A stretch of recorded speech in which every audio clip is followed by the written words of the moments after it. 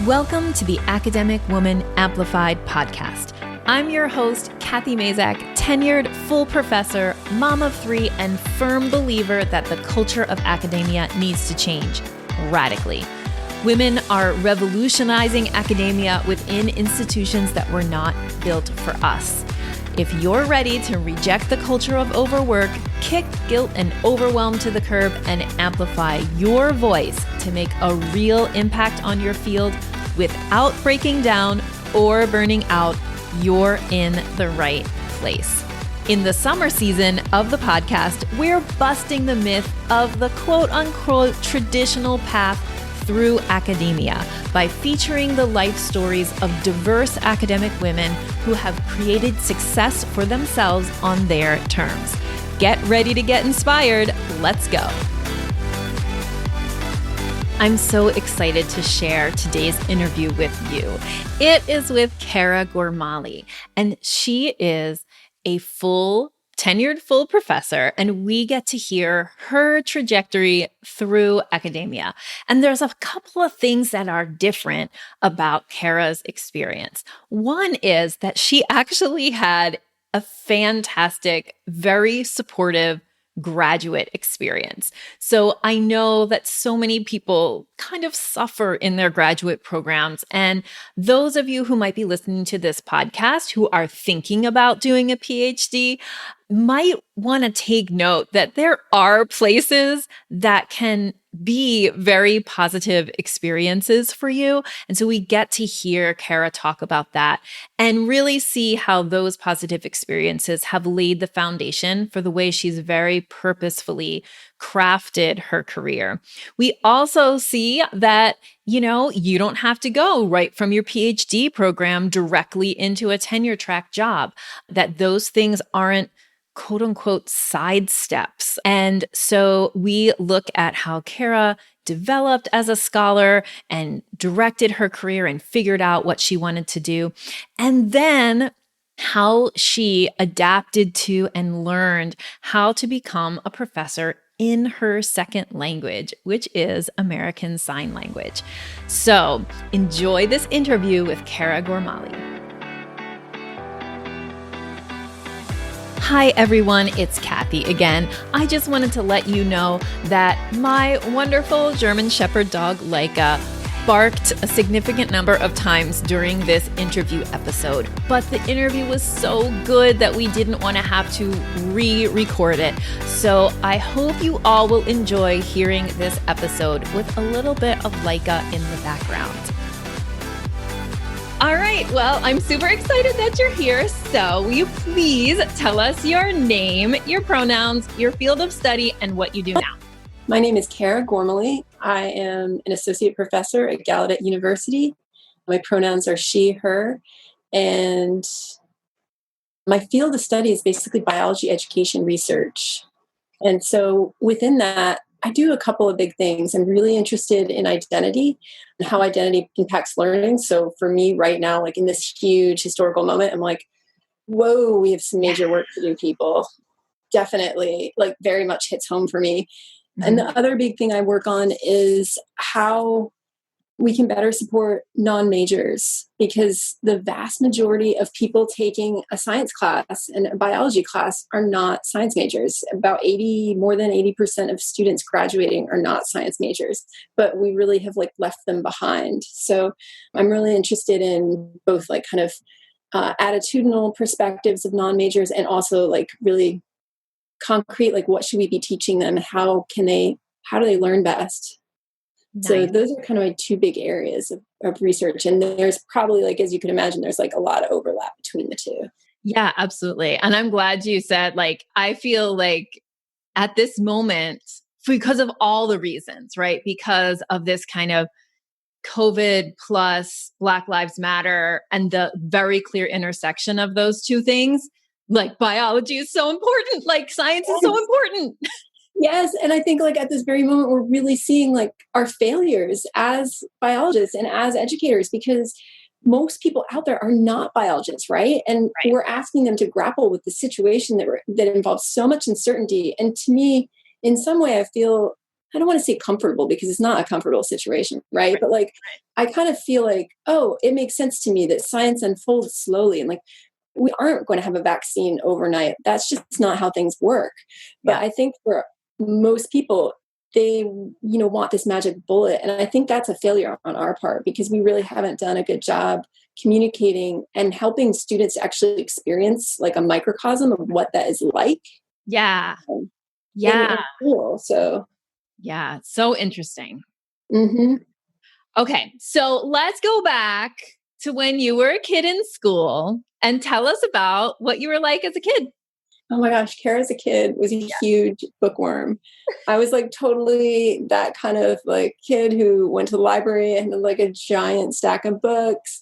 Reading was like just totally my escape. And I did a ton of reading. I don't know, school, like I have mixed feelings when I look back at school. I'm like, oh, there's so many like failures of our educational system. And I mean, especially now in this moment too, I'm like, yeah, all I learned were white stories, like Yeah. stories that like keep on propping up whiteness. So Yeah. there's definitely like a lot that needs to change. What kind of community did you grow up in? I grew up in like kind of a middle class, like white neighborhood, but we moved around a lot for my dad's job. So I actually did get to experience like a lot of different parts of the country. And that I think was really interesting and beneficial ultimately, because I learned how to be a pretty flexible person as a result of living in a bunch of places. Yeah, that's cool. So when did you know that you would go to college?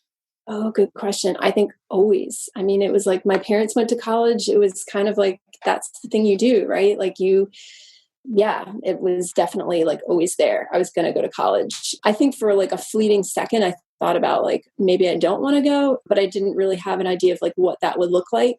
Mm-hmm. So yeah, it was like pretty much like you're going to go. It doesn't really matter like what it is that you're going to do, but you're going to go.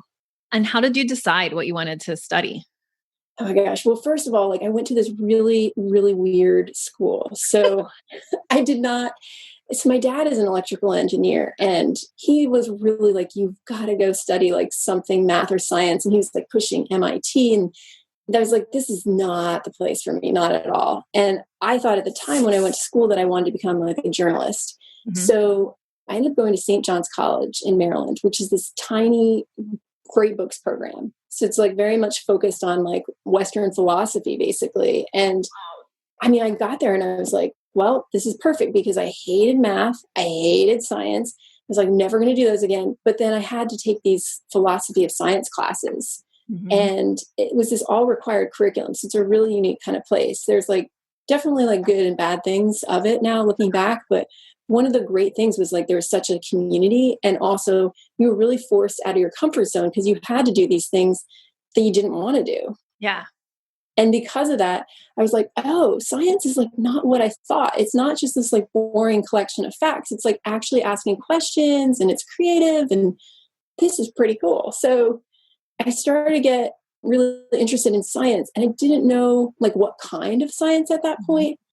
I think that's like something that a lot of undergrads grapple with, like what is it specifically I want to study? Yeah. And I also really had it in my mind that it had to be like useful. Yes, right. I was like really hung up on that part. I think it's like definitely something for my family. And so for a little while, like I did this internship with neuroscience, but I was like, oh, I can't kill mice. Like, this is terrible. I can't spend every day doing this. It like just crushed my soul. Right. And one of my professors was like, why wouldn't you do, I said something like, yeah, I think I might want to study ecology because I really like being outside. But I don't think it's really that important and like that useful. And my professor was like, don't you want to like enjoy yourself and like do something that you enjoy? It must be painful to be useful. Yeah. Right. And I was like, oh yeah, I guess, yeah, you're right. Like it should be, right? It should be Right. about joy.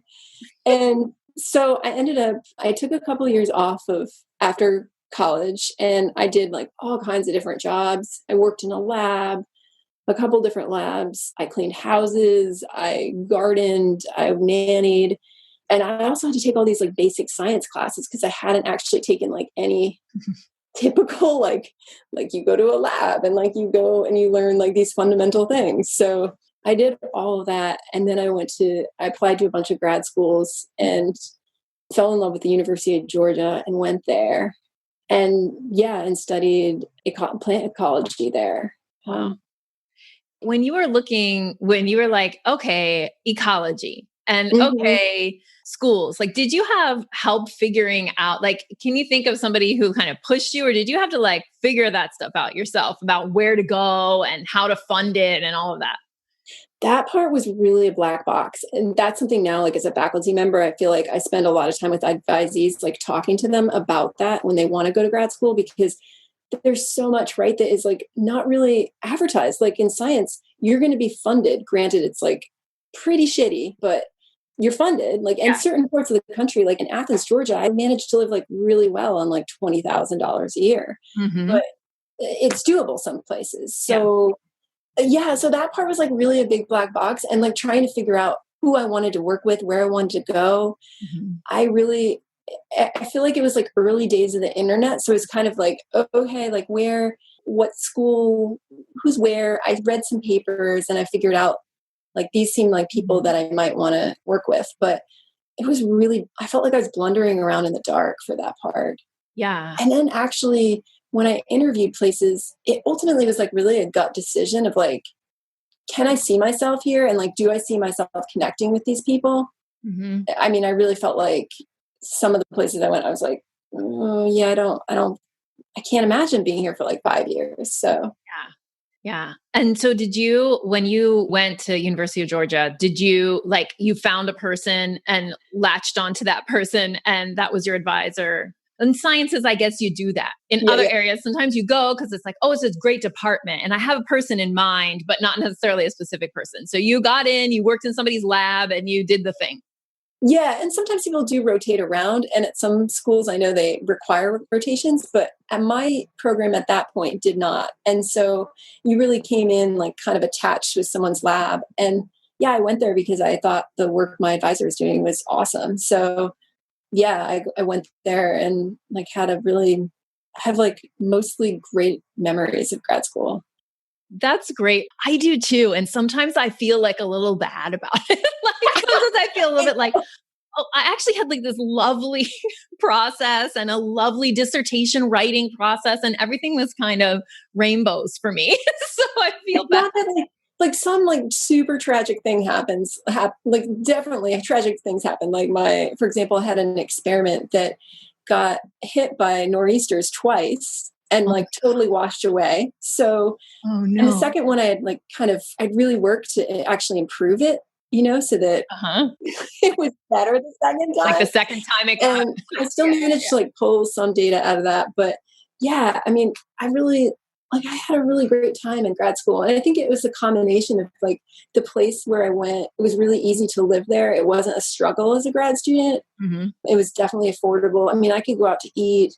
There was a lot of live music. My program was super supportive, and really like faculty did a really good job of like kind of protecting grad students from any politics. And I just felt like it was such a good department.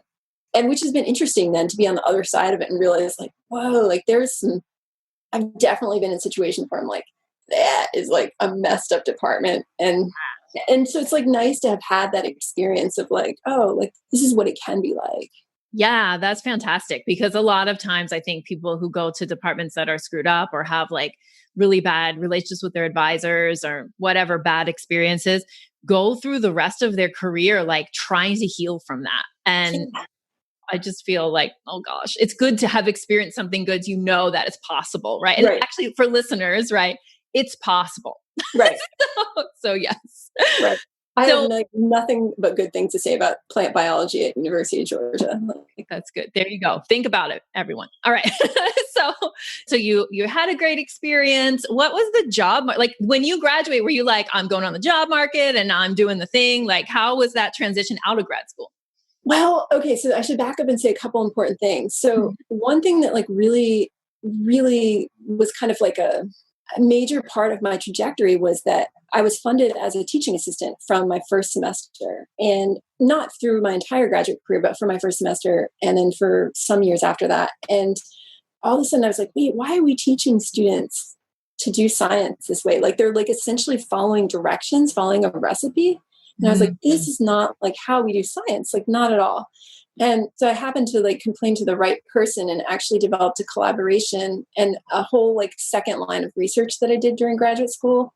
And that's a collaborator that is like a great friend of mine. And we collaborate. We're working on a project right now. So it's sort of Wow. like things happen. I feel like things happen unexpectedly in grad school and well, and anywhere, right? That you haven't planned. And so I actually had a big decision to make at the end of grad school was like, what did I want to do? Like, where, was I going to keep going with both lines of research, which is like, Yeah. whoa, how do you do that? And so I took a trip with a lab group and realized like, yeah, I don't want to do more field work. It feels like super isolating. And I love doing all my bioed research. So I kind of decided to go that way. But as I was about to finish up, it was probably like I could have finished in 2009, but the job market was terrible. Yeah. And I had funding. And so I was like, this is a good life. Let's just Yeah. do this another year. Yeah. So I finished in 2010. The market was like still terrible. And also my field was so new that at that point there weren't a lot of like postdocs and things like that. So I applied for a bunch of things and I was kind of like, it's that like waiting game. You're like, there was a grant that was in the hopper. There were Mm. postdocs I was applying to. And then I happened to also apply for this non-tenure track faculty position at Georgia Tech. Mm-hmm. And it's kind of like, well, what's going to come through first? And like, I need to be able to pay rent and stuff. Yeah. Yeah. Yeah. So I got an interview at Georgia Tech and then got that offer. And I was like, I got to do this because it makes sense. Yeah. So I was there for 3 years, primarily like working with graduate students, helping them to learn to teach. And that was like super fun and also really challenging because, when you watch other people teach, sometimes you just want to go in and be like, wait, cancel this, like stop, hold on. But Georgia Tech is like such a unique school. There's like great things about it and also things that I found like that were not a good fit for me. Mm-hmm. I really missed like humanities. Like I missed that kind of, Yeah. like that was my background. I missed also being on a small campus and like knowing a lot of people. Mm-hmm.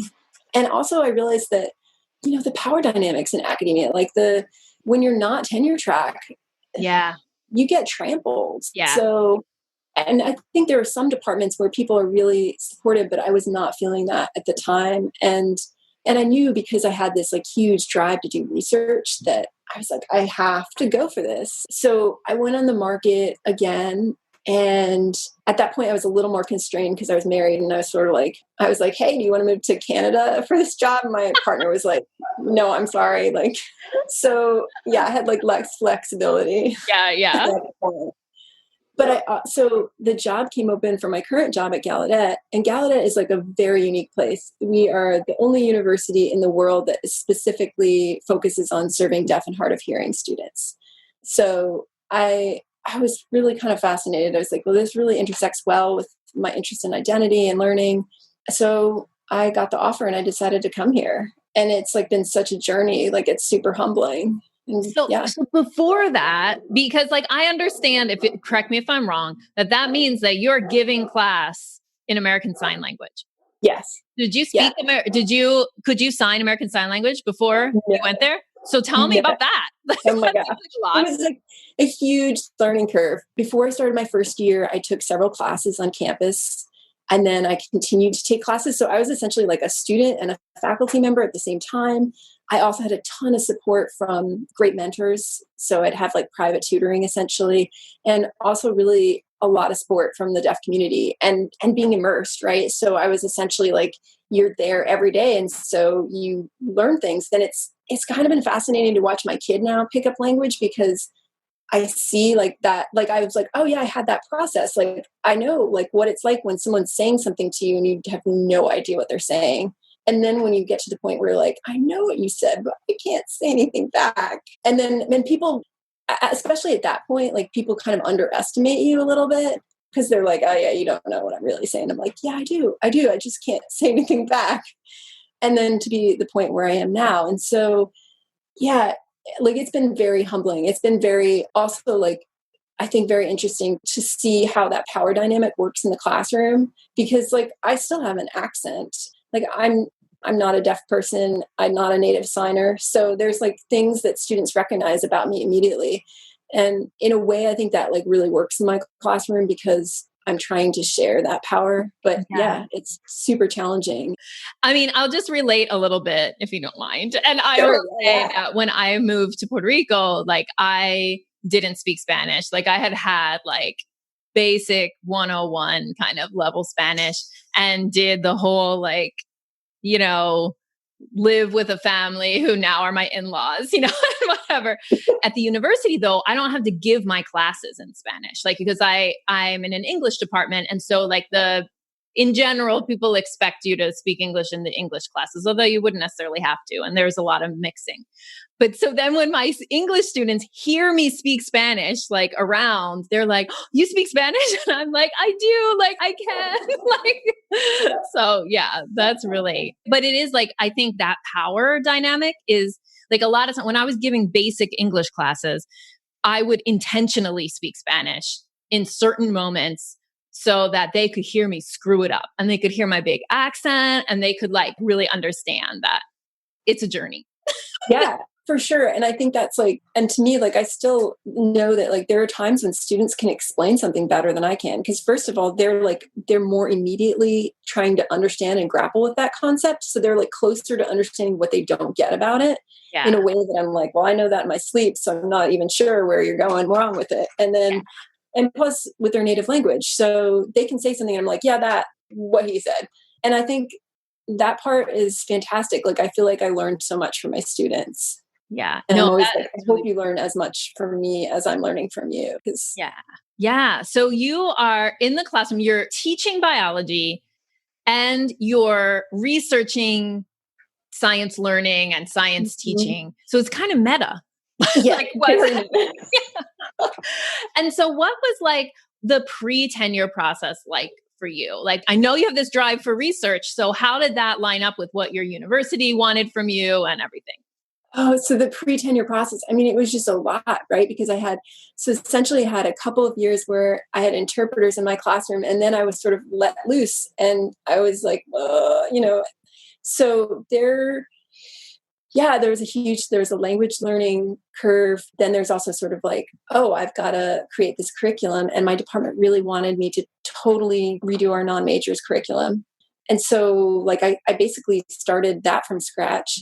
What was great about my tenure process was that we did have a very clear rubric. So I knew like kind of very much like what was expected. I tend to overwork. Like if I could be like, hey, like future and also past self, like calm yourself down. Like that would be, yeah. So like, I definitely did more than was necessary, but I really appreciated that we had a rubric. I know lots of people don't have that. And it's just sort of like, to me, it felt like, having learning outcomes for your students, right? Like you make these Oh things yeah. explicit and then you help people to like achieve and to succeed.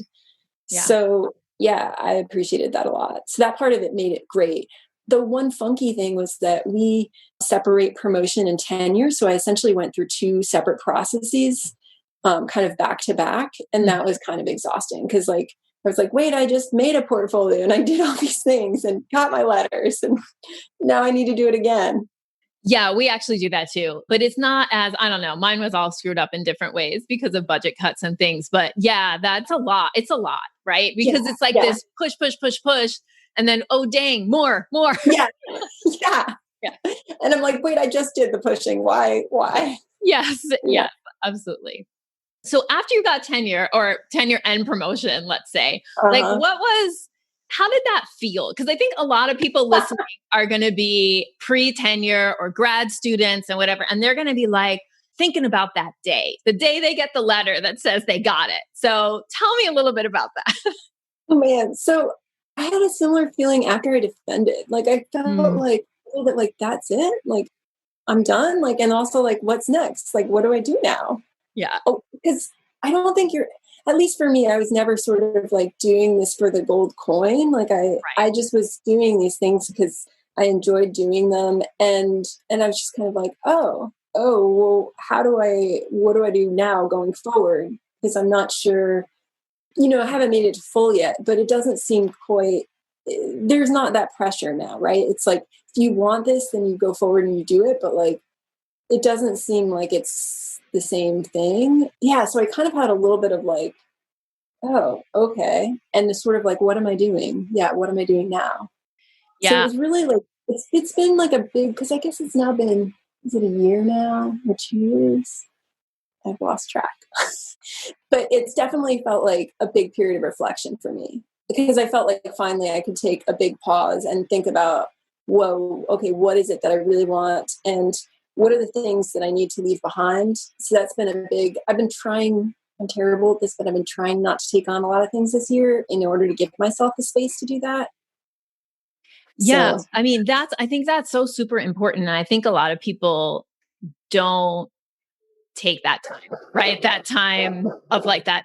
Now I'm going to regroup and figure out. So you took that time and you was like, okay, I'm going to take on less things. Like, what does that look like? Like, and how did you negotiate that? Because like, I think a lot of times people are afraid of like backpedaling. Like there's yeah, like a certain amount of productivity or like engagement expectation of a professor. And so then we're really afraid that if we like tune it back down, that people are going to like be like, who is this? And why are you slacking off now? yes, that's a great question. So it kind of also coincided well with the birth of my kid. So he's 3 now, and I took a semester leave after he was born, and I'd really tried to wrap up a lot of things before he was born, because I was like, I try to keep like low expectations for things in hopes that I'm going to be like basically like pleasantly surprised, I guess, by like, I'm like, oh yeah, I expected terrible things, and look, it's actually like pretty good. So I had wrapped up all these projects, and then I came back and I took on like that first semester. I was really just like, okay, I'm just going to teach pretty much like, and finish up like any loose hanging things, like revising a manuscript that needs to go back out, but not starting new projects. And then after that, I kind of was like, all right, I definitely need to take a step back from doing service, because whoa, I felt like I was doing a lot of service, and I knew that I had the tendency to just say yes. And I started being a lot more careful about, coming up with those different like catchphrases to basically be able to say no, or to be able to give myself the like room to think about it to see if I really wanted to do it. Because I started to think, there are other people to ask. And there are other people that should be asked. Like, it shouldn't just always be my voice. It should be other people too. And I know that like women always, this is like a huge problem, right? We always do this. We get stuck doing more service. I mean, gosh, like especially women of color. So, and that's not me, but I felt like, okay, I'm still getting asked to do a lot of things, and I need to like really consider like, what are the things I actually want to do now that I have this privilege? Can I say no to some of these things? I was a little bit less successful in maybe restraining myself in other ways. So a big thing that I do on the side is I make these like comics about science, and that's like its whole project in and of itself. And so I've spent a ton of time on that. But that's like something that's given me so much joy, like making these comics, putting them out in different publications. So, but in terms of sort of other things, I also just got really intentional about my research projects, because I started to look at all my projects and think about, where's my research trajectory really going? Where do I want it to go? Who are the people I enjoy working with? Because, I mean, let's be real, sometimes you're collaborating with people that it's just like, it's not there. Like it's, you do this work and it's good, but it's not all that fun. And I really like working with people that I care about and that I like, and that I have a good time with. So I started to be super intentional about that, and to not say yes to everything that came my way. And it was hard, because I tended to say yes. And I think people were kind of like, wait, what? Like, you're not going to do this? And I definitely got pushback. But I wanted to protect that space, because I knew that I wouldn't be able to do the amount of reflection that I've been able to do if I hadn't. But I will say, like, I failed on one big thing. Okay, what's it? What is that? So in trying to kind of grapple with like what was my next step, I had thought like, well, a sabbatical would be really helpful for taking on a new project, or for like having the space to really think and recharge, right? And so I spent a ton of time applying for external sabbaticals. And that was like, it was essentially like doing another research project, right? It's like a black hole of these application forms, and then so many different statements they want, and then work from other people too to make it happen. Yes. So that, in retrospect, I really wish that I had like cooled my heels a little bit.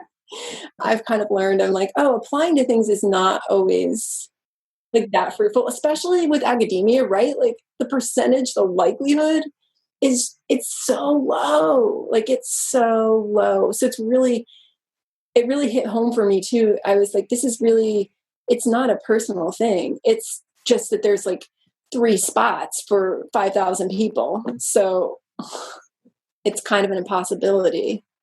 Yeah, I just am relating all over the place because I did that same thing. I was like, I need a break. And in my university, like they had already cut sabbaticals. They were like, we're not doing sabbaticals anymore. So I was like, I need a break. And I applied to all these things, some of which were like, I had to really massage what I was doing to make it fit the thing. And I'm like, oh, so much time and effort and nothing. And it's hard though, too, as you go on in your career, because everybody wants to get tenure, but then like actually that type of funding is even more scarce post tenure than it is pre tenure, because early career scholars, like there's more kind of out there. Right. Yeah. And so I spent so much time doing that. And then I kind of felt like I just like threw all of these different things out into the universe, and some things kind of came back and worked out and other things didn't. But that alone, I've been doing a lot of reflecting this summer on that and thinking like, no more applications, no more. My partner has been like, why don't you let the universe just like come to you? I'm like, how do I do that? It's not very natural for me. Yes. But you did get a little bit of time, right? Like it just wasn't with external funding. Yeah. Right. So, and part of what motivated me to apply for these external sabbaticals was that I had applied for an internal sabbatical and got turned down. And I was like, what? Like, who does that? How did that happen? What? No. And I just felt like, and I did take that one very personally. I felt like, totally. Because, I'm like, this is my institution. Like, what? And I get it. Like now in retrospect, I get that too. But when I was applying for the external sabbaticals, I also applied for an internal sabbatical again. I was like, I'm going to apply every semester. I was like, dang it, I'm going to make this happen for myself. And so, I'm about to start it. And I think it'll be like exactly what I need. I hope, as long as childcare works out. Yeah. Do you want to talk a little bit about like how you've navigated the last few months, because a lot has happened, and I imagine, and again, like just guessing, that in terms of like for someone who like is concerned and paying attention to how students learn, and also to work in ASL, right, and have a deaf population of students, how the heck did you manage the transition? The COVID transition. Let me say, we are recording in June 2020 when all the things have happened. So, okay, go ahead. Right. This is the year of 2020 of like everything possible. Yeah. So I was really lucky in that I had taken some online class training in the fall because I had planned to make one of my classes hybrid for the spring. So for that class, it was actually a really easy transition. And I had a little bit of like this toolkit of knowing, okay, this is what an online class could look like. And this is what's working for this class. So maybe I can use some of these strategies in my other 2 classes. But really, oh, wow. It was like a really challenging transition because the university didn't give us extra time. So I had spring break essentially to not a break, right? I'm just sitting there basically creating a brand new curriculum because I realized a lot of my students come from backgrounds where they are not going to have great internet access. They may not be able to really access Zoom in a great way because of that. The people are in different time zones. And also a lot of the resources, there's so many great resources on the web, but a lot of them are not deaf friendly. They're not very accessible. So I spent my spring break basically thinking like, okay, what's really critical that I want my students to learn? And then creating activities and creating like very quick quick videos because it was like, no one wants to listen to an hour-long video. They don't want it.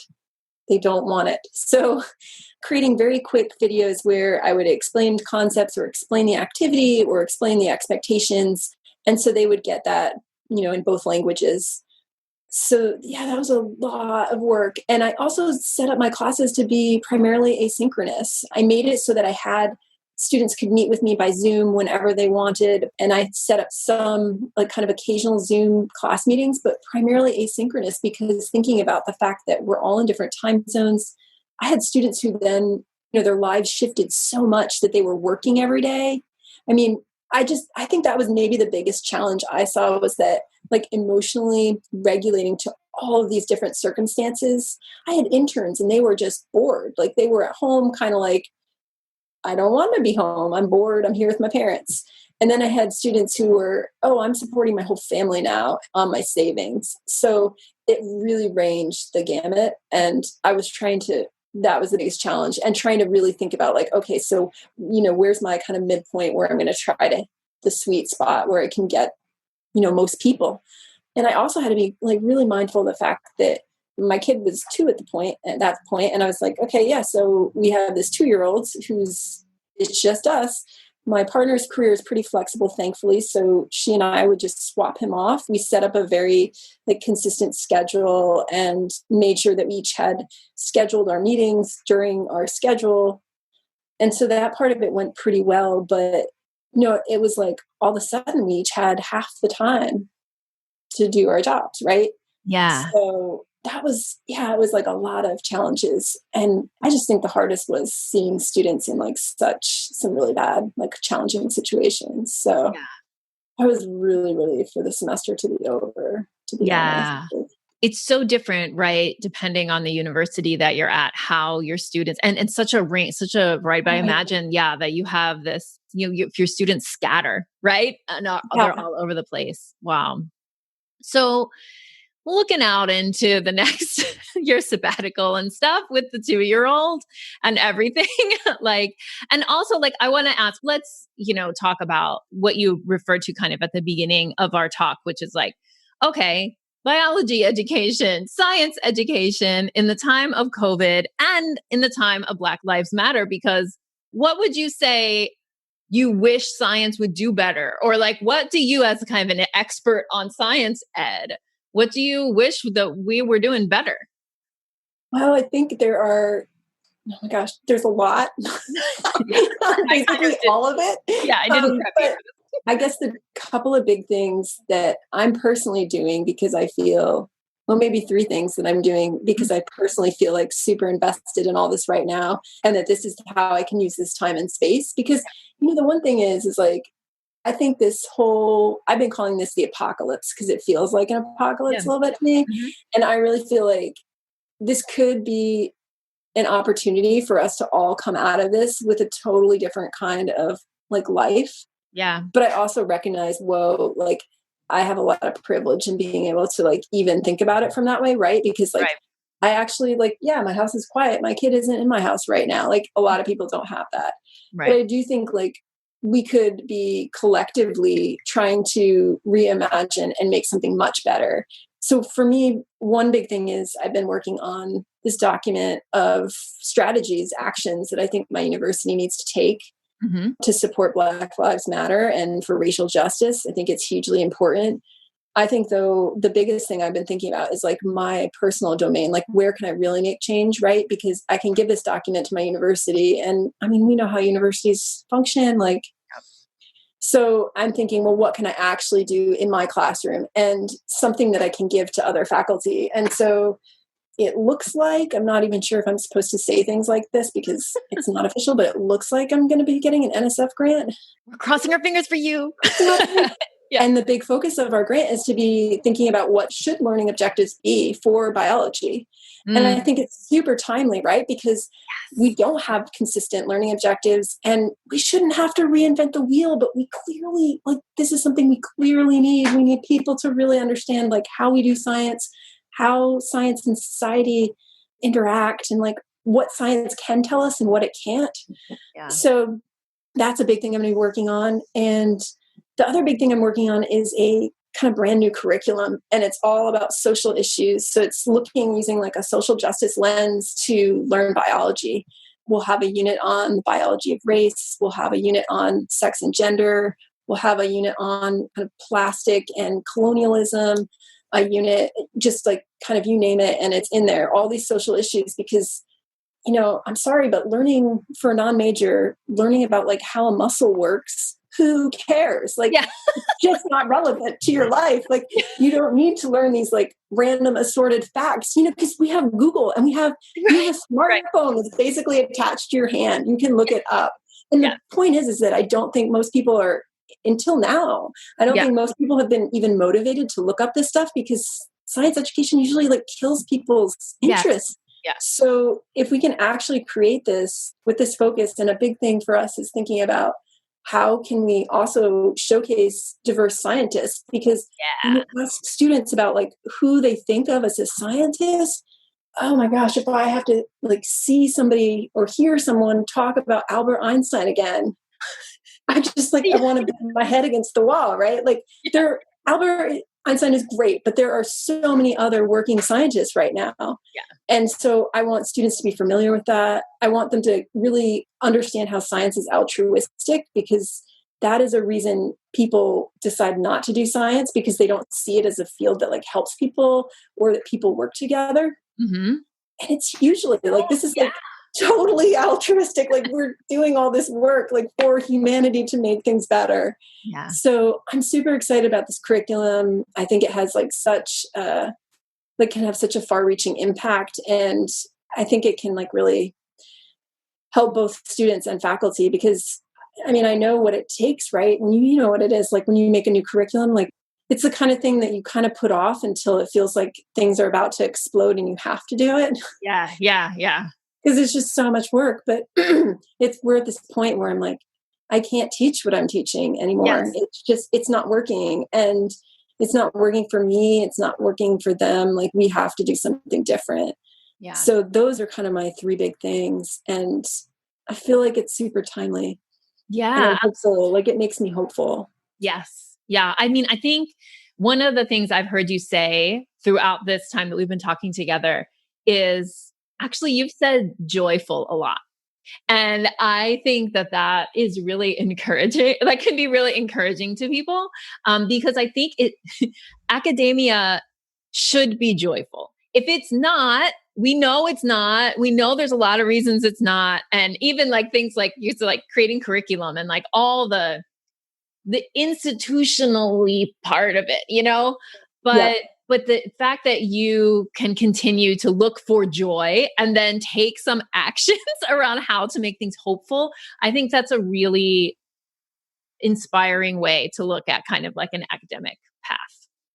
Yeah, I think that's been, you know, it's been eye-opening. And I think it's really only maybe this year that I've really gotten that. I think through Elevate and also through like a lot of personal work I've been doing to try to figure out, okay, how do I make this sustainable, right? Because you can't just keep doing what you're doing. And so how do I find the good parts of academia that like work for me? And I think it is. And I think even I've also realized that with service, and this is maybe, I don't know if this would work for people who aren't tenured. Maybe it would. But I've kind of realized, okay, so you have your plate, right? And you don't want your plate to be you've got to take things off in order to put something new on. Right. But one thing I've been realizing is that, I could also like create service that I want to do. Oh, yeah. You know what I mean? Like that is beneficial, like that makes me feel like personally rewarded, and that I'm doing this something that is really meaningful and that maybe even intersects with like my research or my teaching in some way, but is also really useful for the university. And so I've been thinking, oh my gosh, why didn't I figure that out sooner? Because I mean, for example, I've been thinking about student evaluations. Like, we know there's so much data on student evaluations and how they're so biased and they're not really effective at giving faculty good feedback.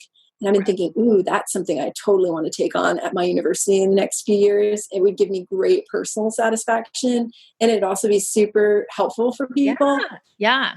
Like things like that. Things right now with this document of actions for Black Lives Matter, I've been talking about with my chair about setting up recitation sections that are student led, and that I would like deeply enjoy basically running a class to teach the students how to teach this class. I think Mm-hmm. that would be so awesome and fun, and super fun for students to have that experience of taking a class and then getting to teach it later on in their career. Yeah. Yeah.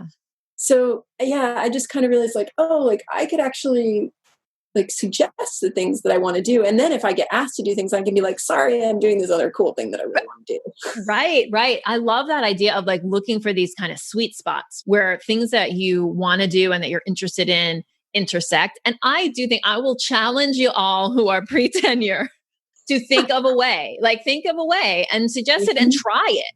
I think a lot of times we feel like we're so head down, like we got to go and we got to publish the things and we got to get the tenure and we got to just suffer, you know, like thinking ways Uh-huh. that we could actually like sit down and think about ways to not suffer. Like what if my, what if my service was like, got me jazzed, Yes. like, yeah. Yes. And what if it propelled you further? And also, what if it gave you that room to then be able to, so you don't have to feel like you have to say yes to these other things, Yeah. but you've already said yes to this thing that you really want to do. Yeah.